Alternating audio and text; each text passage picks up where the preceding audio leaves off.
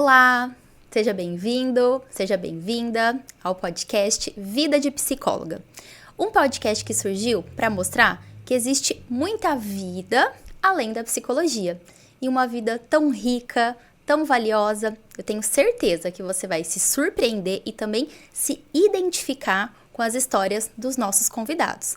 Assim como a história da nossa convidada de hoje, que é muito especial. Eu vou ler um pouquinho aqui do currículo dela, que é um currículo um tanto extenso, tá? Quando eu terminar de ler, você vai achar que trata-se de uma senhora psicóloga. Mas, quando você olhar a carinha, é um pouco diferente desse tamanhozão de experiência aqui, ó. Então, ela é psicóloga, ela é especialista em TCC, tem uma formação, tanto em TCC quanto em análise do comportamento, uma extensão em terapia focada nos esquemas, uma formação em ACT, com foco em narrativas funcionais, e está em andamento 2 especializações, em psicopatologia e em toque em transtornos relacionados. A minha convidada, ela se chama Maria Carolina Gaio, e aí foi o que eu falei para vocês, né? Quando você vê o currículo dela, você pensa, ela deve ter uns 50 anos de idade, por aí, mas não. Ela ainda nem chegou nos 30, gente, com uma carinha de menininha, né? No primeiro olhar, a gente pode achar que ela é muito frágil, mas é só impressão. A Carol, ela é firme, ela tem opinião, ela sabe muito bem o que ela quer e ela corre atrás dos objetivos dela e ela tem muita clareza dos objetivos dela. E eu, particularmente, acho isso incrível e admiro bastante. Sem contar o tanto que ela estuda, gente. Ela se dedica e ela manda muito bem nos casos clínicos. Todo mundo que eu encaminho pra ela fica muito satisfeito e gosta muito. Apesar de no primeiro momento falar, mas ela é muito novinha. Eu falo, confia e vai. Então é impossível não admirar a Carol. Seja muito bem-vinda, minha querida, ao Vida de Psicóloga. Conta pra gente quem é você fora do setting terapêutico. Nossa, Mari, fiquei até emocionada com essa introdução. Primeiramente, estou muito feliz de estar aqui, né? Você fez parte da minha vida, assim, em vários momentos, impactou minha vida de forma muito positiva, assim, em vários momentos. Então, é uma alegria estar aqui com você. E aí, falando de mim, né, um pouquinho assim, fora da psicologia, talvez até uma característica, né, que está fora ali do Lattes, né, mas que diz muito sobre mim, eu diria que é essa determinação, assim, sabe, Mária? Eu sou uma pessoa bem determinada, parece um pouco clichê, mas eu sou o tipo de pessoa que, assim, quando tem um objetivo, vai e faz o que é preciso ser feito, com medo, com insegurança, com incerteza, mas faz, sabe? E eu acredito, Mari, que essa determinação foi uma característica até muito reforçada, assim, pelo fato de eu ter vencido o toque, né? Eu tive transtorno obsessivo compulsivo não diagnosticado durante toda a minha infância e adolescência. Eu só recebi o diagnóstico lá no início da idade adulta. Eu estava na faculdade de psicologia ainda, recebi o tratamento adequado e consegui a remissão total dos sintomas. Assim, eu lembro que na época eu me senti muito mais fortalecida, mais determinada, o que foi fundamental, porque logo em seguida eu me formei em psicóloga e tive que enfrentar os desafios que é você crescer na psicologia, né? Então, eu diria que a determinação, assim, é algo que diz muito sobre mim. Sim. E de um desconforto também, de Sim. querer aquilo e passar pelo que precisa ser passado para poder chegar nisso. E tem tudo a ver com esse tratamento do toque. Sim, exatamente. Acho que te dá uma resiliência, né, uma aceitação maior diante de emoções difíceis, de pensamentos difíceis. Então, você se torna uma pessoa também mais corajosa, sabe? Sim, legal. Obrigada por compartilhar um pouco com a gente dessa experiência que você teve com o toque.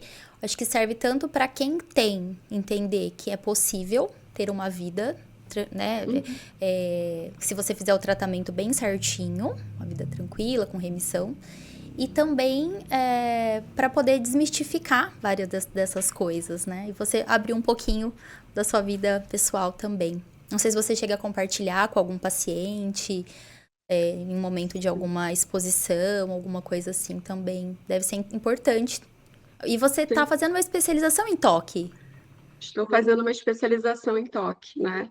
Eu lembro que logo assim que eu me formei, lidar com o conteúdo do toque me remetia muito ao sofrimento que eu passei. Então, para mim Nossa, era verdade. desafiador, né? E Sim, lembrar de tudo que eu havia passado.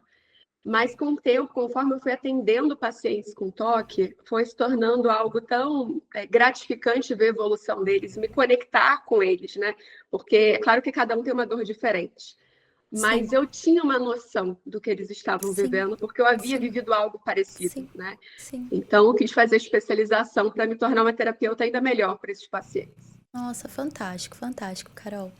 Conta pra nós um livro que marcou sua vida. E por quê?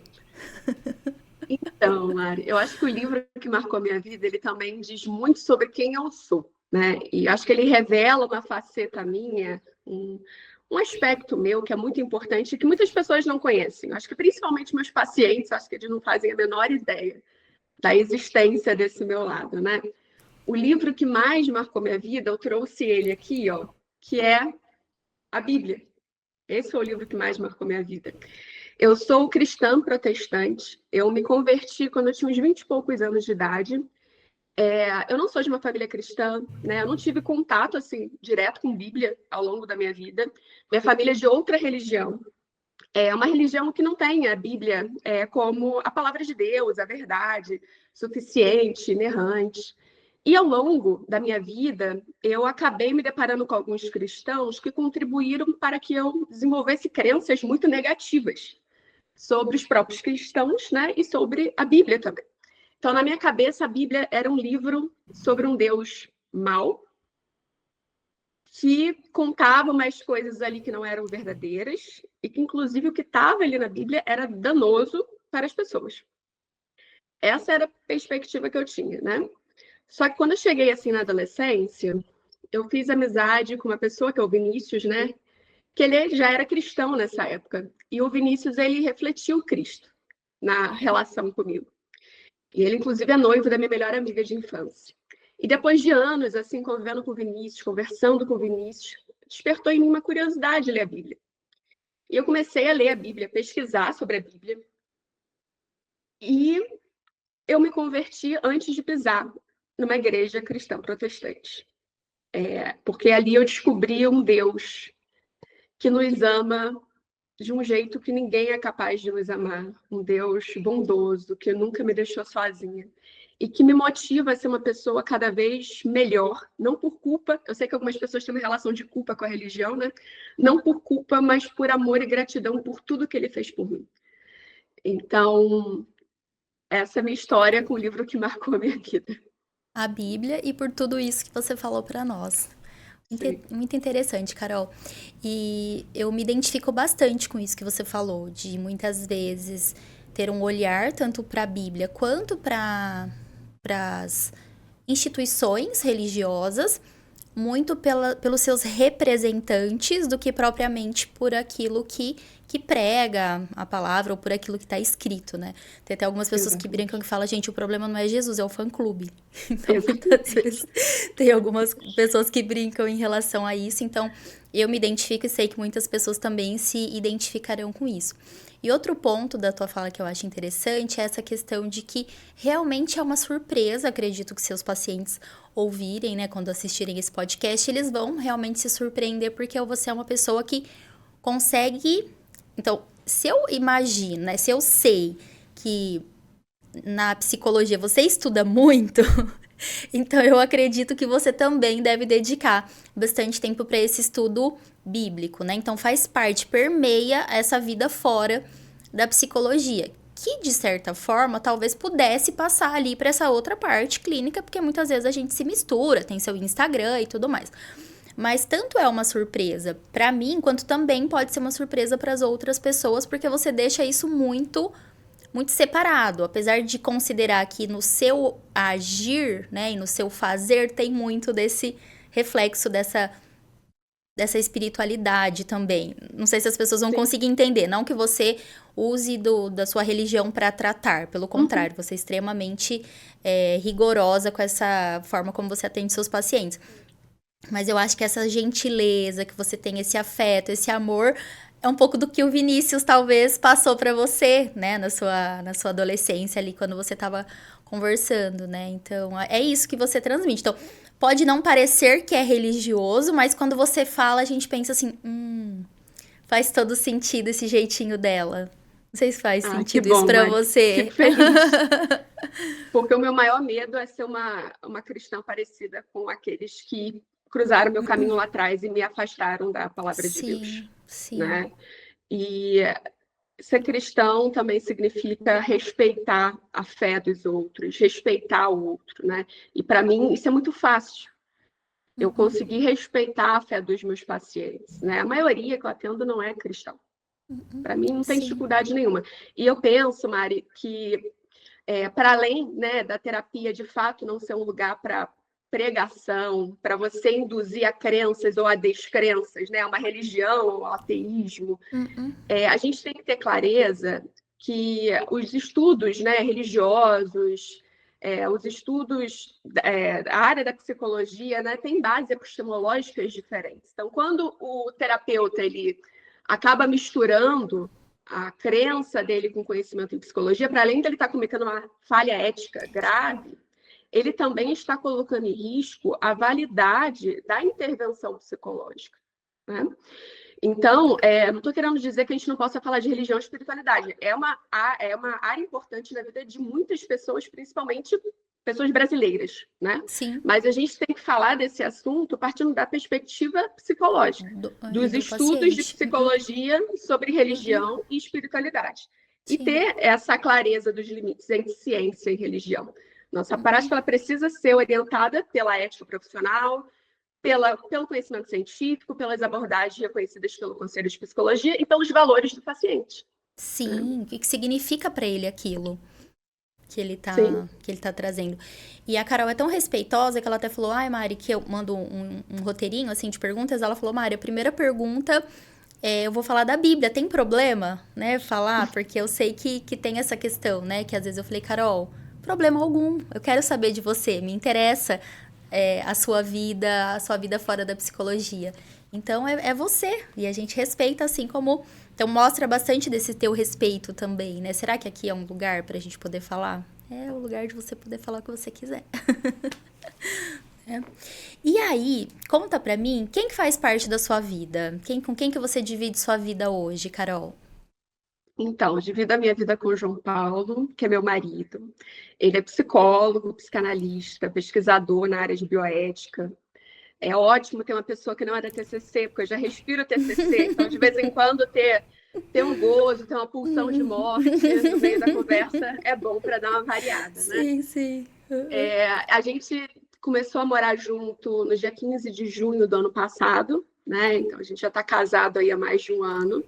Sim. E tem sido maravilhoso. Antes disso, eu morava em São Gonçalo, com meu pai e com meu irmão, que é 3 anos mais novo do que eu. Ele morava em Araruama, né? E você sabe, Mari, que eu tinha muitas crenças negativas sobre casamento. Então, o João ele tem feito um trabalho excelente de quebrar todas as minhas expectativas negativas Sim, sobre sim, casamento. sim. Eu lembro que quando eu era adolescente, assim, eu comecei a perceber mais os comportamentos de homens e mulheres, né? E eu acabei criando algumas crenças um pouco negativas, né? Eu comecei a pensar assim, gente, se eu casar, eu vou ser controlada, eu vou ser podada, não sei se isso é bom não, hein? E aí, quando eu comecei a namorar o João, né, começou a fazer sentido essa ideia de dividir uma vida com ele. Eu falei assim, eu só vou casar porque é com você. E se não fosse com você, eu não ia casar. E aí a gente começou a planejar o casamento, mas ainda assim eu ficava pensando, eu ficava assim, nossa, eu e o João, a gente quase não tem muito conflito, porque acho que é porque a gente se vê pouco, sabe? Geralmente a gente só se vê assim quinzenalmente. Quando casar, que eu acho que a verdade vai emergir e os problemas vão Sim, começar a acontecer. sim. Mas não, até agora tá tudo certo, tá tudo tranquilo.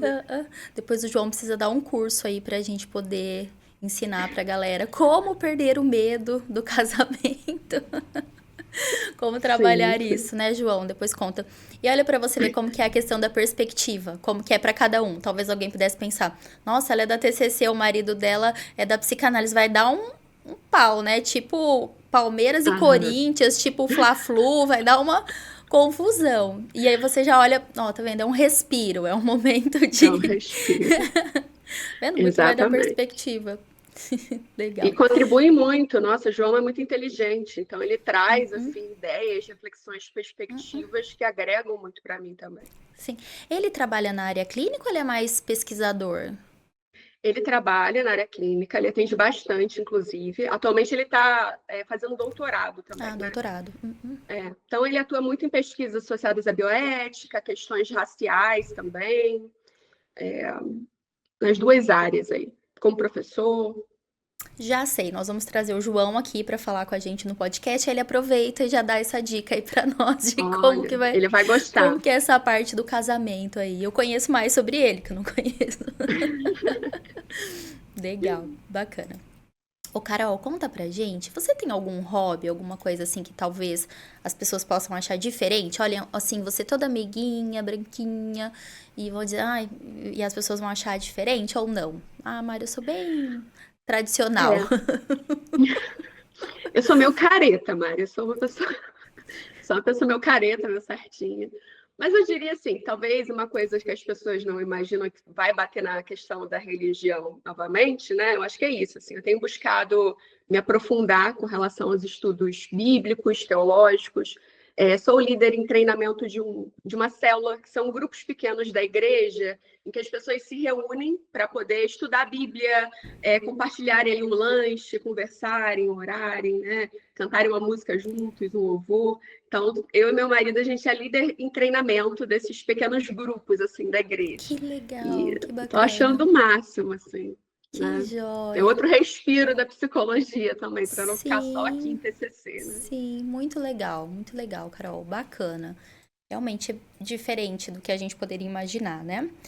É, se a gente fosse pedir assim, Carol, abre aí seu podcast, não, seu Spotify aí pra nós. O que você escuta? Hum. São músicas muito diferentes, ou assim, só escuto é, é, tal cantor, ou também é muito eclético? O que tem aí? Uhum. Eu escuto de tudo, Mari. A única coisa que eu não gosto muito assim é sertanejo. Não que, né, se estiver tocando eu vou ouvir, vou cantar junto, mas não sou muito chegada. O que provavelmente vocês vão encontrar são bandas de rock assim, clássica, Guns N' Roses, Foo Fighters, Metallica, gosto bastante. Também gosto muito de MPB, então Caetano, Djavan, Elis. Escuto muito também Seu Jorge, Ana Carolina. Gosto também de samba, samba raiz, Jorge Aragão, Zeca Pagodinho. Então, tudo isso eu escuto. Com O que uma eu boa tenho mais, carioca, né? Ah, uma agora boa eu descobri que carioca. não é carioca, né? Que você não Não, é fluminense. Fluminense, É, é. Eu porque o descobri essa carioca, diferença. É, quem nasce na cidade do Rio, né, do estado do Rio é Fluminense. sim, Eu, na verdade, sou gonçalense, né, gonçalense. bem do subúrbio mesmo. Alguns cariocas acham que São Gonçalo é uma grande favela, eles não chegam nem perto. Mas não é tão Sim. ruim assim, gente. Hoje em dia eu estou em Teresópolis, estou na cidade serrana do Rio de Janeiro. Sim, dizem que é bem É, bonito aí. eu acho lindo aqui. Estou passando um frio, porque eu estou acostumada com sensação térmica de 50 graus, né? E aqui faz 10 graus e eu já fico, meu Deus. Mas eu estou amando, porque eu detestava calor. Entendi. Então tem bastante diferença aí, mas mais MPB, algum rock mais clássico. Isso. E louvor, né? Tenho ouvido muito louvor. Então, quase todos os dias eu escuto uma música chamada Maranata, do Ah, Ministério eu adoro. Avivar. Adoro. E ouço muito Fernandinho, né? Falando de um cantor específico, assim, Fernandinho é um cantor que eu ouço bastante.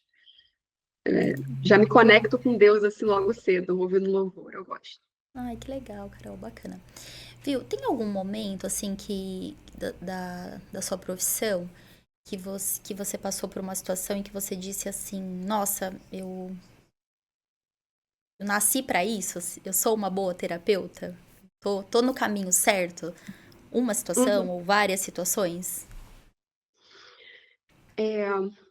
Mari, eu acho que tiveram situações de eu atender pacientes um pouco mais graves e a gente conseguiu fazer um trabalho importante, assim. Então, por exemplo, pacientes com sintomas psicóticos e que conseguiram ter um resultado importante com a terapia, acerca de aderência à medicação, né, a consciência sobre os próprios padrões, sobre a própria psicopatologia, e a pessoa conseguir ter uma vida digna depois daquilo, né? Isso Muito legal. me fez, assim, perceber que a minha profissão faz parte do meu propósito de vida. E eu acho que contextos assim mais gerais, eu acho que quando eu estou trabalhando ali para a autonomia do paciente, não meramente focado em soluções de problemas, sabe?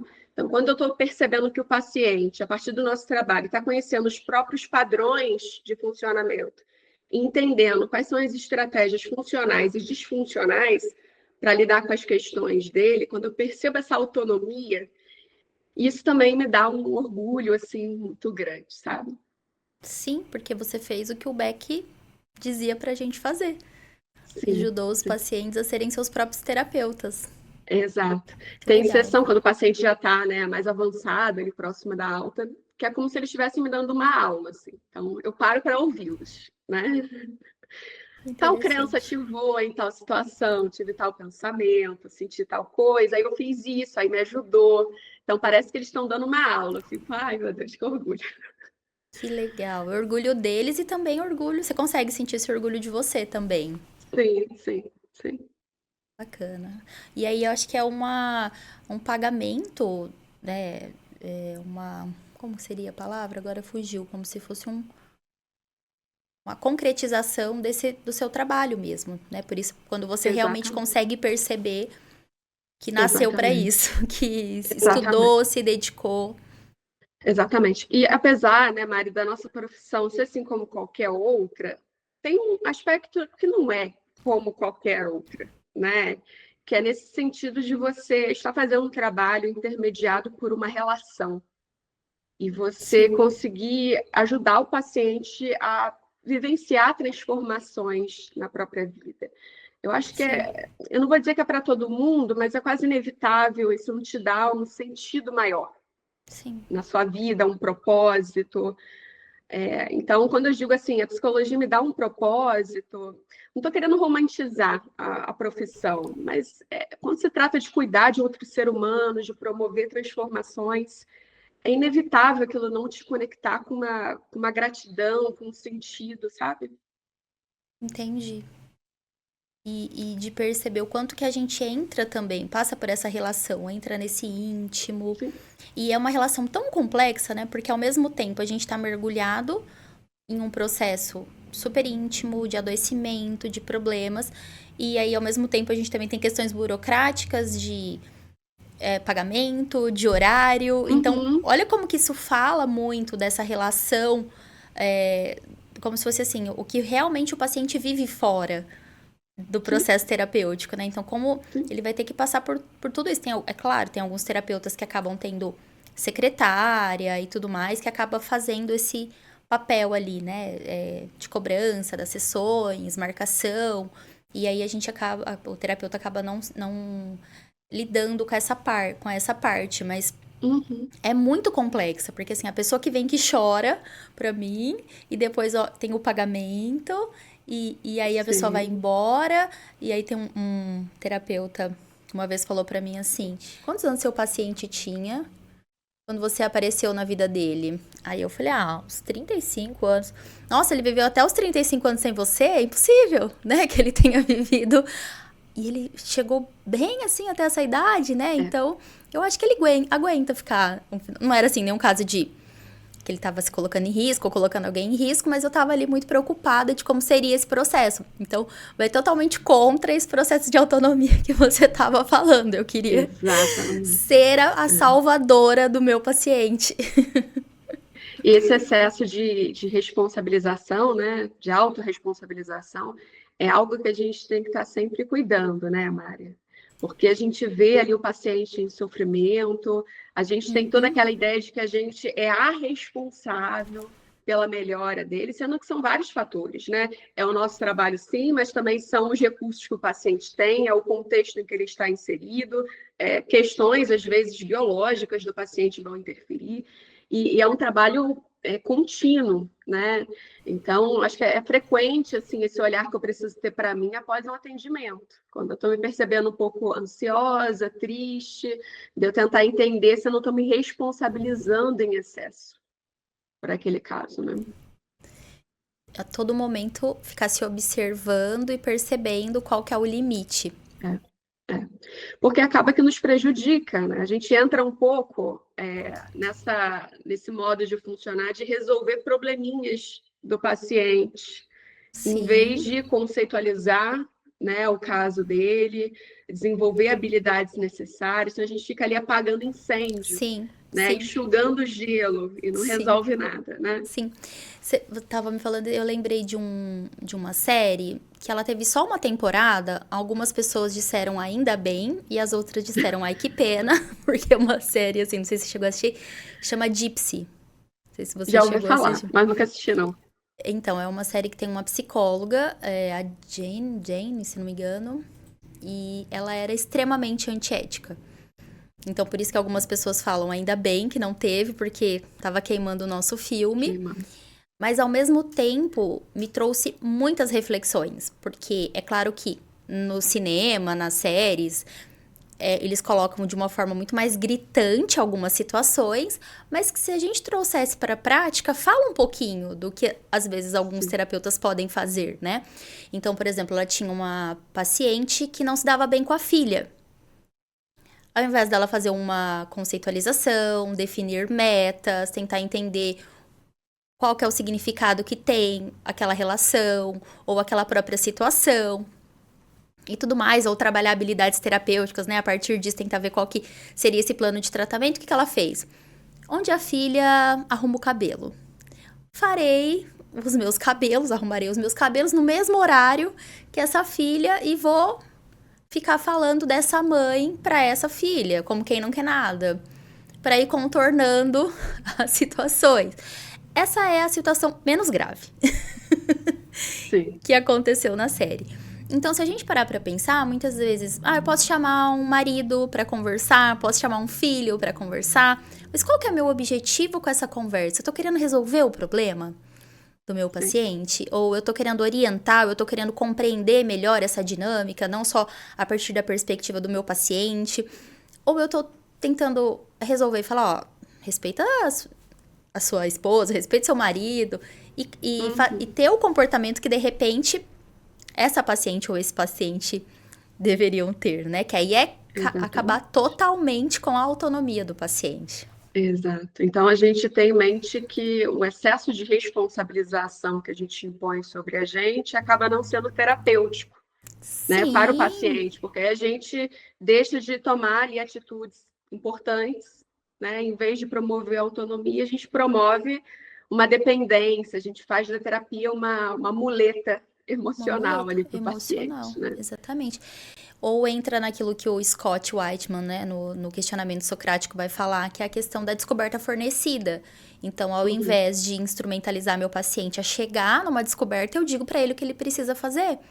E que pode Exato. parecer bobagem, mas muita gente faz. E Sim. a gente pode, vez ou outra, também se colocar em algumas situações Uhum. de querer dizer alguma coisa nesse sentido, né? Então é algo que a gente precisa cuidar muito, porque é muito grave, né? Eu lembro que sempre, a partir dessa situação, eu comecei a fazer isso com todos os meus pacientes. Que eu pedia para ele fazer um resumo do que a gente tinha falado para ver o que ele entendeu. Porque teve uma Uhum. vez que eu fiquei meio assim, acho que minha paciente não entendeu bem o que eu falei. O que a gente conversou aqui nesse momento da descoberta, da busca colaborativa. Ela, não, Mariana, acho que você tem razão, eu devo mesmo separar do meu marido. Eu, hã? Não foi isso que eu disse. Não, foi isso que... Não, não foi. Em que momento que você acha que eu disse isso? Assim, nessa hora eu falei, não, não foi isso que eu disse. Ela, é verdade, não foi mesmo.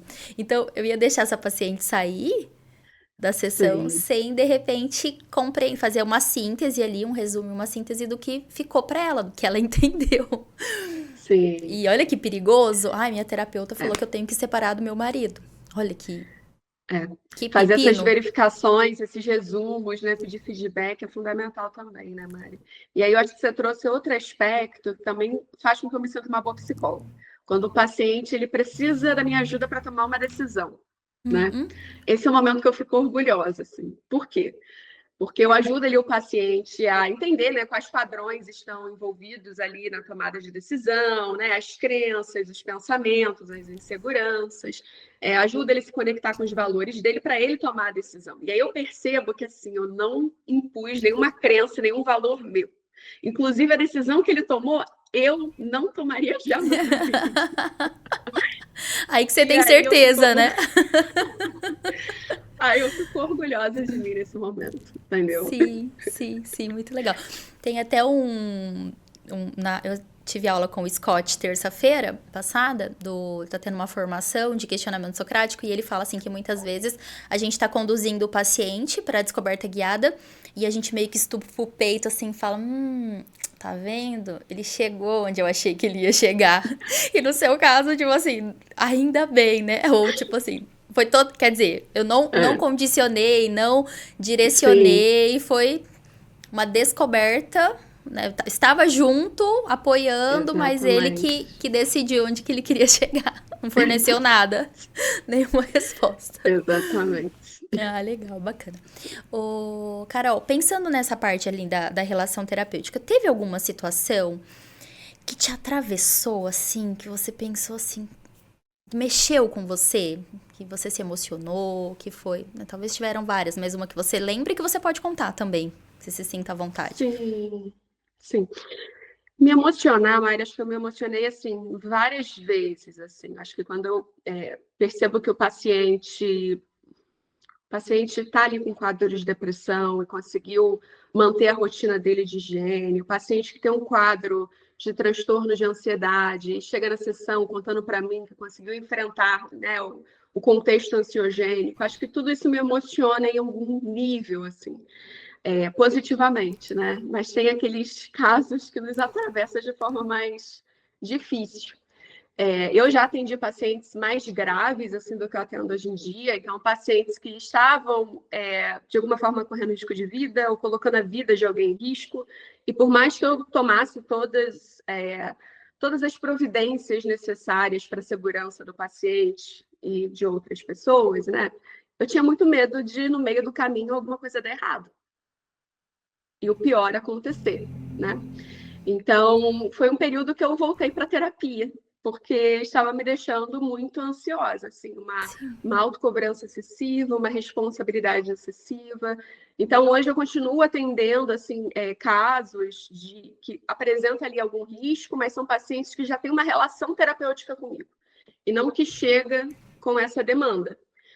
Porque eu entendi que também era um limite meu, e eu acho que isso sim. é importante. Assim, eu acho É que quando ético. eu comecei a atuar como psicóloga, eu me desafiei, e eu acho que por um lado foi bom, porque eu aprendi muito, né? Eu me desenvolvi muito como profissional, mas eu acho que a gente precisa entender quais são os nossos limites.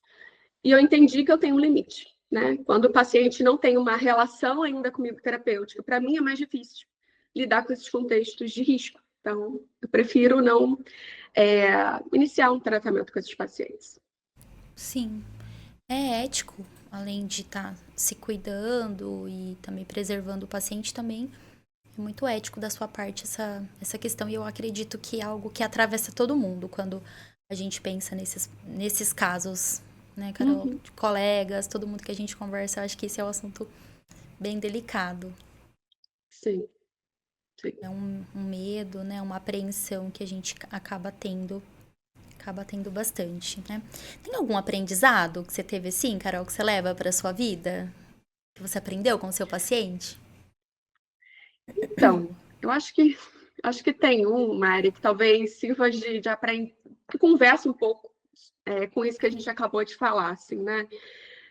Eu comecei, logo assim que eu me formei, eu atendi uma paciente que ela tinha um caso, assim, um caso bem complexo, que até psicólogos mais experientes ficavam meio, meu Deus, eu não sei o que é isso.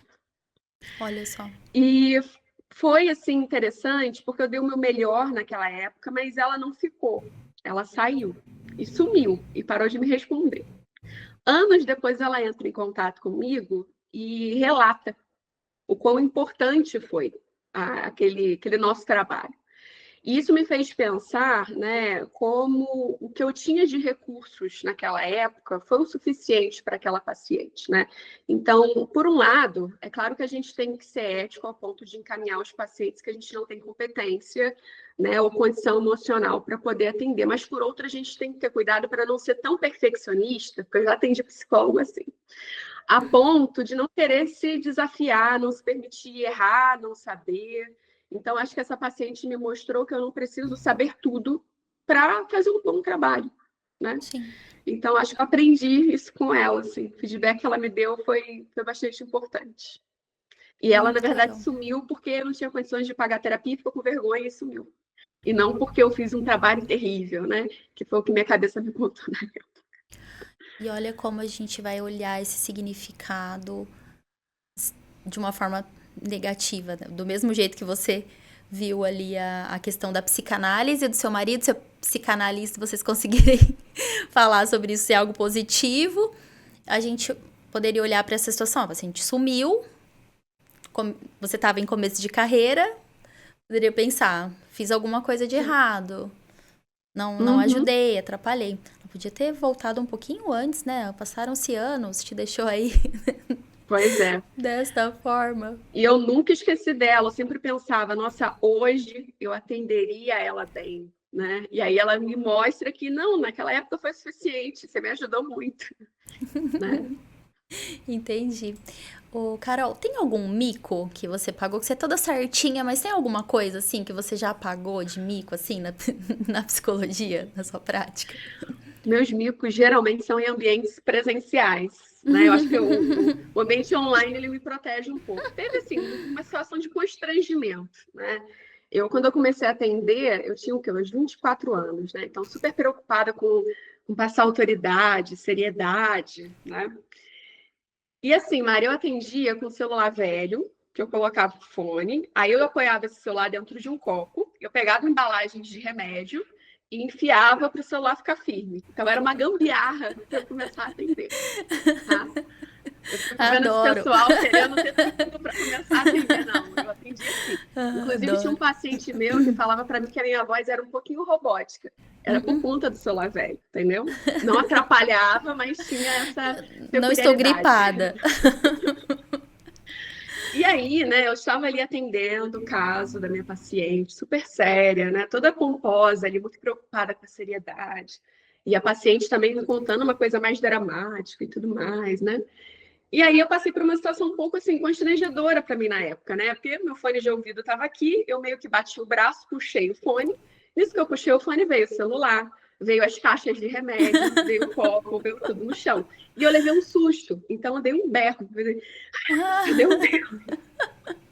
E eu comecei a pegar as coisas no chão, arrumar copo, embalagens de remédio, celular, né? Aí a minha paciente, ela estava assim, ó, segurando o riso. E aí ela, tá tudo bem? Eu falei, tá tudo bem, eu só derrubei o celular. Ela, tá bom, pensei que tivesse acontecido alguma coisa. E ela ficou alguns minutos, Mari, segurando o riso. E eu ali toda constrangida, falando, meu Deus, a minha autoridade caiu no chão junto com o celular. Se foi uma autoridade. Foi junto, foi Mas junto. ela não riu, ficou ali só segurando. Ficou ali. Aí ela baixava a cabeça. Gente, como que aguenta, né? Meu Deus, eu ia morrer de rir se fosse eu. Hoje em dia eu levaria de boa, Mari, mas aquela menina, né, de 24 anos, toda preocupada em passar autoridade, que era séria até demais, né? Ficou bastante constrangida com a situação. E preocupada, nossa, que imagem que eu passei para minha paciente. Eu gritei no fone de ouvido com ela ouvindo. Né? Nossa, Carol. E deve ser uma coisa que você, né? Porque você fala, eu tinha 24 anos, mas hoje você tem 29, você tem uma carinha de menina. Então, assim, se você falar que você tem 22, as pessoas vão acreditar. Como que é isso pra você? Porque já tiveram algumas pessoas, não foram nenhuma nem duas, que eu passei seu contato, porque a Carol é uma psicóloga que eu confio muito. Então, eu já passei seu contato e a pessoa volta e fala assim, mas ela é recém-formada? Como se, né, recém-formados também podem atender e atender muito bem. Todo mundo um dia foi recém-formado. Mas eu falo, Sim. não, ela tem experiência. É que ela é tão novinha. Conta pra gente. Porque às vezes tem alguém que tá nos assistindo que também tem esse problema de ter essa carinha. É um super problema, né? De ter essa carinha de bebê. E como que é pra você lidar com isso, Carol? Sim. Então, Mari, eu sempre me preocupei com isso na medida certa. Então, eu buscava fazer o que estava no meu controle, né? Sim. Então, eu mudei assim um pouco alguns jeitinhos que eu achava um pouco infantilizados. O cabelo era muito longo, aquele cabelo, né, de adolescente muito longo, dei uma cortada, fiz umas fotos profissionais, mas tudo dentro do que era possível para mim no momento, né? Então, conforme eu Sim. fui ganhando um pouquinho mais de dinheiro, fui lá, fiz fotos profissionais, aí Uhum. melhorei um pouco a aparência para não passar talvez uma imagem muito infantilizada, que nem corresponde com o que eu sou, né? Sim. Mas eu nunca gastei muito tempo assim com isso. Já teve paciente que falou para mim, nossa, quando eu vi você assim, eu fiquei um pouco descrente, mas depois eu vi que você era boa, né? Então nunca me Sim. preocupei muito com isso. E às vezes até mesmo na vida, assim, as pessoas me subestimam um pouco, Mari. Eu tive muita dificuldade, por exemplo, para encontrar apartamento.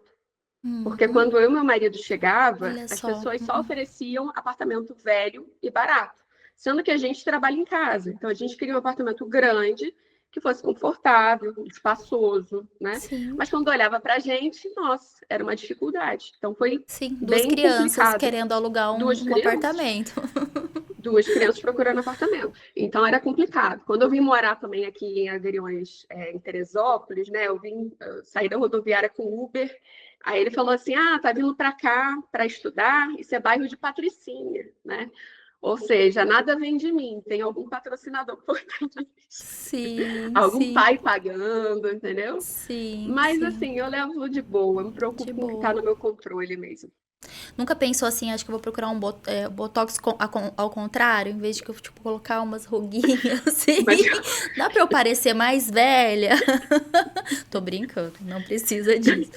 Mas é verdade, assim, eu lembro que quando eu me formei, foi 2010, eu me formei em 2007. Então eu tinha 3 anos, né, de formada. E aí chegou uma senhora na minha sala e ela falou, primeiro quando eu fui chamar ela na recepção, ela falou: "Você que é psicóloga?" Eu falei: "Sou". Ela já ficou meio assim, né? Aí ela entrou, eu falei: essa mulher não vai querer continuar, essa paciente não vai querer continuar". Aí eu falei: "Como que eu posso te ajudar?" Ela falou: "Acho muito difícil que você consiga".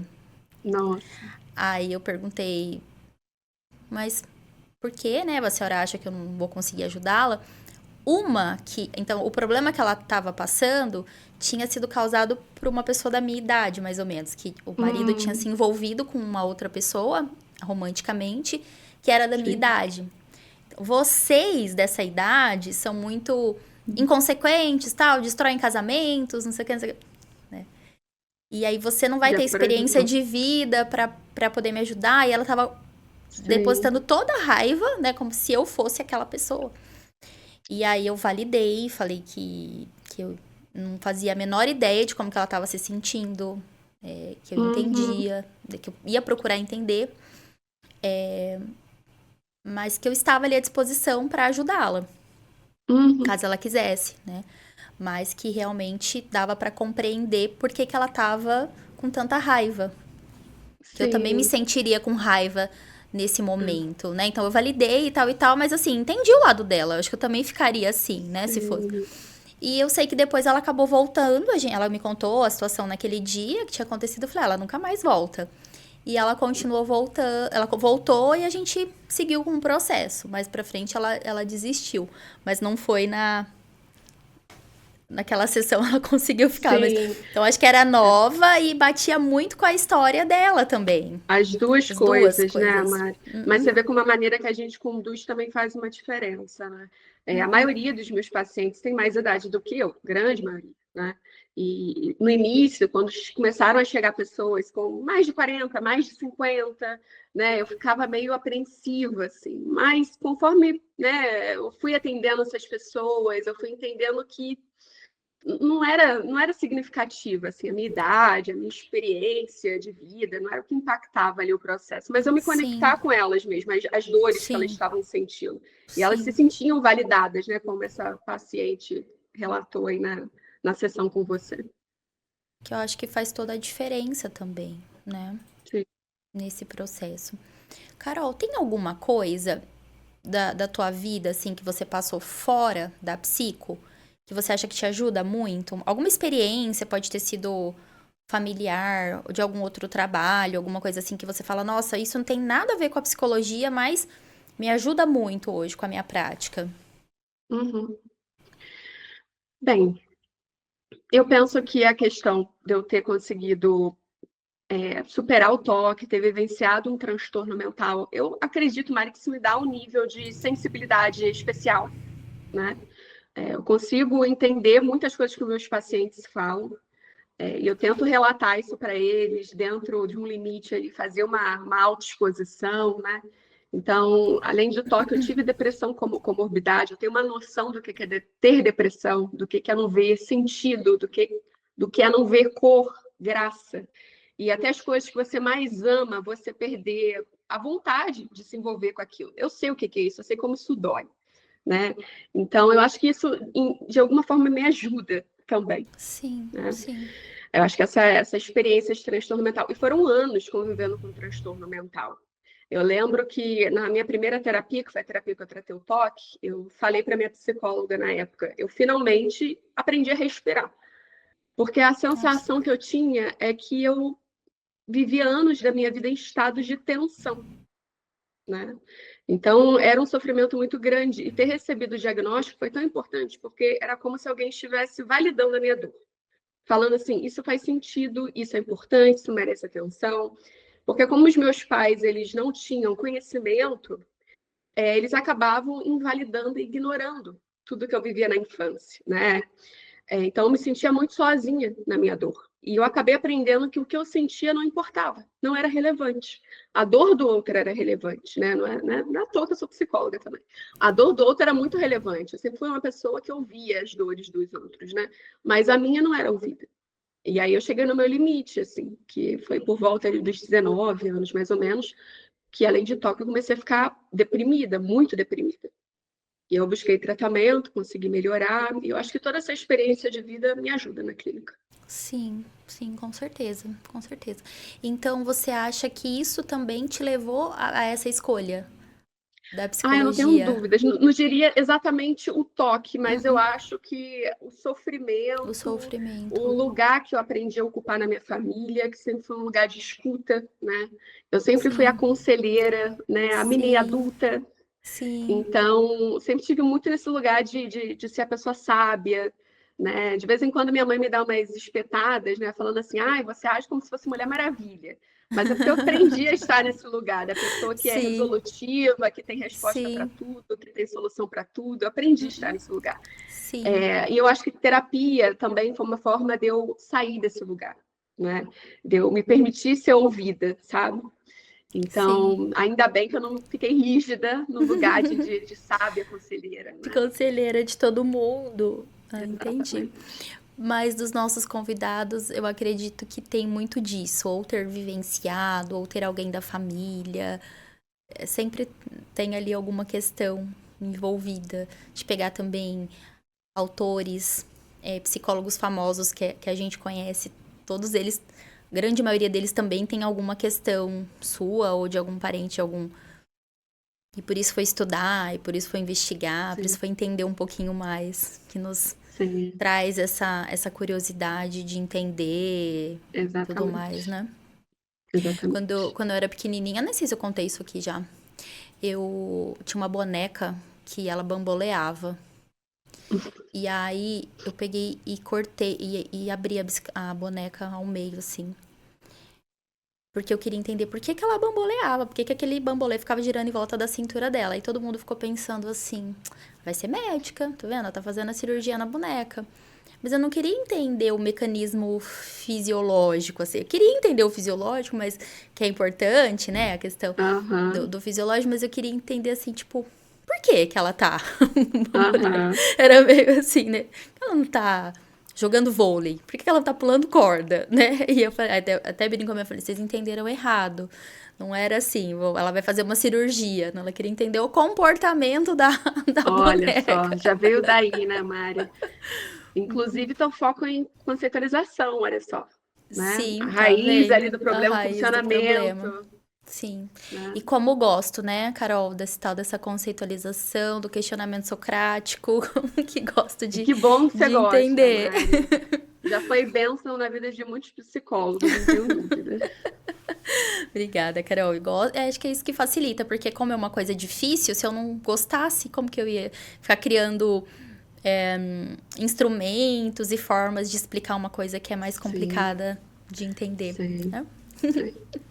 Viu? Então a gente entendeu um pouquinho do que tem no seu Lattes, o que não tem no seu Lattes, que tem no seu currículo de vida, né? Conhecemos um pouquinho aí do lado da Carol. Tem mais coisa, Carol, que você pretende? Deve ter, né? Porque com 29 anos deve ter muito mais coisa aí que você quer inserir nesse currículo profissional e na sua vida que você pode contar pra gente, é claro. Que você ainda quer inserir.